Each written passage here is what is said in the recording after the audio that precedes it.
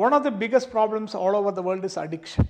And India, alcoholism is a big problem. Alcoholism has got a medical as well as a social problem. Of course, a few days back, I was about to fly from Chennai to another city when they announced that the flight is postponed indefinitely.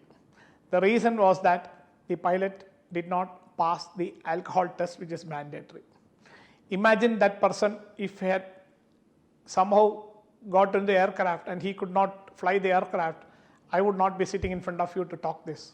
So this is a big problem. The other problem is you are walking on the road, your morning walk, and some person who is drunk comes and hits you and you lose your life. This is totally unacceptable. Similarly, there are so many situations. There are so many families which are broken up because of addiction. And in our country, alcoholism is a very, very, very big problem. Many highly qualified, highly trained, highly skilled, intelligent, smart young men and women end up as alcoholics and lose their life. The problem is it is not their life, but their spouses, their children, their parents. So many generations of people are affected by this problem, this addiction.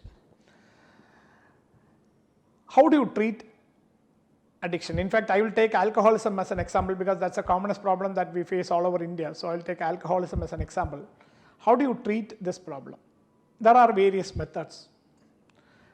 Of course, there are some religious methods which I am not going into because I am not supposed to be talking about things which I am not good at.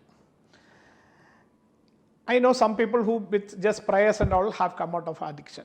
Yes, very good. But most people do not. So for them, the psychiatrists have what is called de-addiction programs. There are very detailed de-addiction programs which are described especially by the American Psychiatric Association, and there are organizations in India where the complete protocol is being followed. A good number of patients are helped by, in fact I would say that most of the patients are benefited by the de-addiction programs, but then over a period of time they all end up back where they started, that is they start drinking again. This is because, to my knowledge, there is no medicine which can control the craving for alcoholism. So I will now come back and tell you why the craving happens. Let me just show this picture of a brain which has been cut, one side of the brain which I am showing here. This, you have your eyes here, the eyes are here. And this area of the brain is called nucleus accumbens. This nucleus accumbens is part of what is called as a reward circuit. This is a nucleus accumbens. And you have the eyes and the nose and all here. The nose will come here, the eyes will come here and all that. The mouth will be here, something like that. This nucleus accumbens is actually part of a system called the reward circuit. And whatever we do, there's a reward. Again, I'm not going into the details. In some people, addiction is a reward. And in these people, the nucleus accumbens is a culprit. Because it is related to the other sense organs, so a person who goes for a de-addiction treatment comes back in a very good state, but the moment he sees somebody else drinking, he will lose his ability to control the addiction. So that is what is happening, because that's why we call it craving in a very simple language. And as I told earlier, de-addiction treatments do not have anything to offer for the craving. So that is where somebody like me comes in.